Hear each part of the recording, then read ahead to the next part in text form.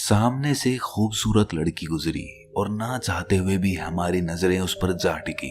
वो हमसे दूर जा चुकी है, लेकिन हमारा मन पलट पलट कर उसे देखना चाहता है, उसका दीदार करना चाहता है। हम चाहते तो हैं कि हमारा मन उसके पीछे ना भागे, लेकिन हमारा मन उसके पीछे पीछे ही चलता जाता है। और इसके बाद हम कोई भी काम करते हैं तो वही ख्याल, उसी लड़की का चेहरा बार बार हमारी आंखों के सामने आ जाता है, जिससे हम काम में पूरा ध्यान नहीं लगा पाते। और हम ये समझ भी नहीं पाते कि इतना संकल्प और इतनी शपथ लेने के बाद भी हम अपने मन को नियंत्रण में क्यों नहीं कर पाते। क्यों हमारा मन तरह तरह की वासनाओं के पीछे भागता रहता है। क्या इस मन को संतुलित किया जा सकता है? क्या ये पॉसिबल है? तो चलिए इस बोध कहानी से समझते हैं। इससे पहले आप इस कहानी में खो जाएं, इस चैनल को सब्सक्राइब जरूर कर लें। तो चलिए कहानी शुरू करते हैं। एक समय की बात है, एक गुरु का एक शिष्य था। वो शिष्य युवा था और उसकी उम्र 16 साल की थी। वो शिष्य रोज भिक्षा मांगने जाता था। एक दिन रास्ते में उसने देखा कि एक लड़का जो 16-17 साल का होगा, एक पेड़ के पीछे छिपकर किसी को देख रहा था। वो शिष्य उस लड़के के पास गया और कहा कि मित्र, क्या देख रहे हो? उस लड़के ने कहा कि आओ तुम भी देखो, देखो परियां कैसे नदी किनारे खेल रही है। शिष्य ने नदी की ओर देखा। वहां पर कुछ लड़कियां नदी किनारे कपड़े धो रही थी। शिष्य ने कहा कि मित्र, लड़कियां कपड़े धो रही हैं तो इसमें छुपकर देखने जैसा क्या है? लड़के ने कहा, अरे तुम अंधे हो गए हो क्या? दिख नहीं रहा? जरा उनके शरीर को तो देखो, उनकी अदाओं को तो देखो, सुंदरता कैसे बिखरी पड़ी है। शिष्य ने फिर से नदी की ओर देखा और वो देखता ही चला गया। अभी तक वो बिल्कुल निर्भय था, उसके मन में कोई डर नहीं था, लेकिन अब वो भी छिपने लगा जैसे कोई अपराधी छिपता है। फिर अचानक वो अंदर तक कांप गया और उसने अपने आप से सवाल किया कि मैं ये क्या कर रहा हूँ? ये सही नहीं है, मुझे यहाँ से चले जाना चाहिए।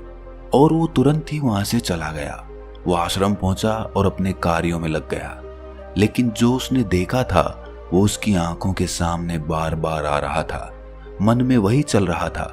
उसका मन दोबारा से वहीं जाने के लिए लालायित हो रहा था। अब वो रोज जल्दी भिक्षा के लिए निकल जाता और वहीं उस लड़के के साथ छुपकर उन लड़कियों को देखता। अब ये उसका रोज का काम हो गया था। उस शिष्य का मन आश्रम के काम में नहीं लग रहा था। वो हर काम को आधा अधूरा ही कर रहा था। वो अलग ही दुनिया में खोया रहता था। जब गुरु उसे शिक्षा दे रहे होते तब भी उसका मन वहां नहीं होता। गुरु ने अपने शिष्य की इन हरकतों को भांप लिया। इसीलिए एक दिन गुरु ने शिष्य से कहा कि अब हम दोनों रोज साथ में भिक्षा मांगने जाएंगे। शिष्य ने कहा, नहीं गुरुदेव, आप परेशान क्यों होते हैं? मैं अकेला ही भिक्षा ठीक से मांग सकता हूँ। गुरु ने कहा, ठीक है, तो फिर तुम अकेले ही चले जाना। शिष्य आश्रम से भिक्षा मांगने के लिए चला गया। गुरु भी शिष्य को देखने के लिए कि वो कहाँ जाता है, किससे मिलता है, उसके पीछे चल दिए। कुछ दूर जाने के बाद एक रास्ते पर गुरु ने देखा कि उसका शिष्य एक लड़के के साथ एक पेड़ के पीछे अपराधी की तरह छिप रहा है और कुछ देख रहा है। गुरु अपने शिष्य के पीछे आकर खड़े हो गए और उन्होंने देखा कि उनका शिष्य छिपकर लड़कियों को देख रहा है जो अपने कपड़े धो रही थी। गुरु ने कहा, क्या इन लड़कियों से भी भिक्षा लेनी है तुम्हें? अपने गुरु की आवाज सुनते ही वो शिष्य घबरा गया, जैसे किसी चोर को किसी ने रंगे हाथों पकड़ लिया हो। उसकी हालत खराब हो गई। वो कुछ बोल भी नहीं पा रहा था। दूसरा लड़का वहां से भाग गया। शिष्य के मुख से कुछ टूटे फूटे शब्द ही निकल पा रहे थे बस। वो गुरु से नजरें नहीं मिला पा रहा था। गुरु ने कहा कि मेरा शिष्य तो निर्भय था, उसे तो किसी का डर नहीं था, लेकिन तुम तो डर के मारे कांप रहे हो।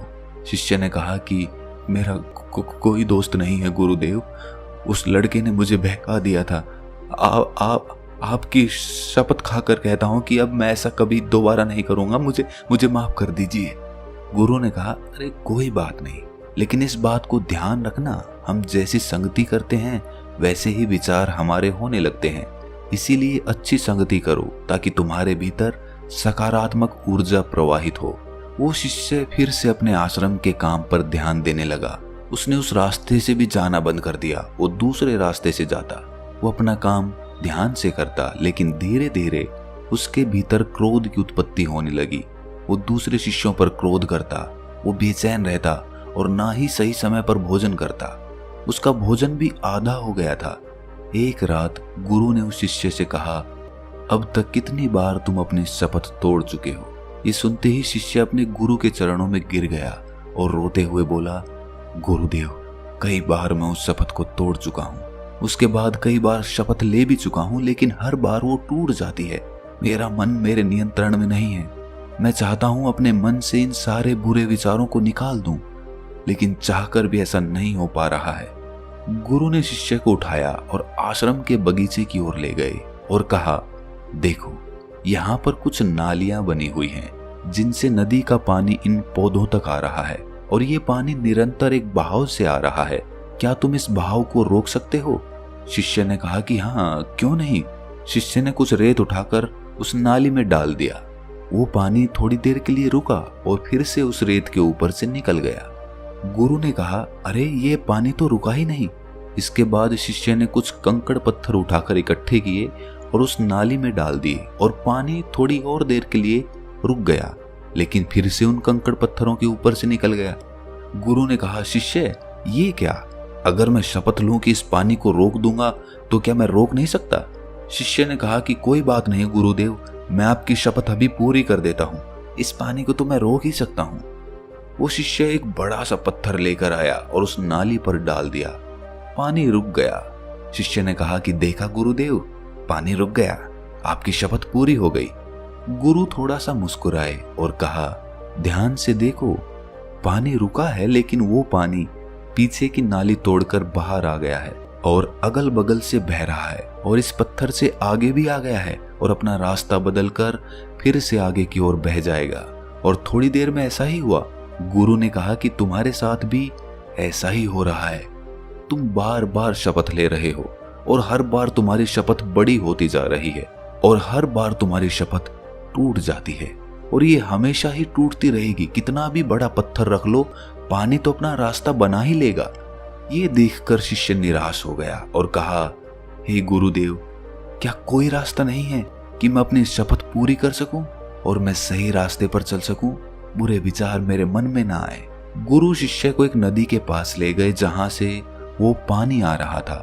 गुरु ने कहा कि ये पानी इस नदी से आ रहा है और अगर हम यहीं उस रास्ते को बंद कर दें जिससे ये पानी बगीचे में जा रहा है, तब क्या हमारी शपथ पूरी हो सकती है? शिष्य ने कहा कि अवश्य ऐसा हो सकता है।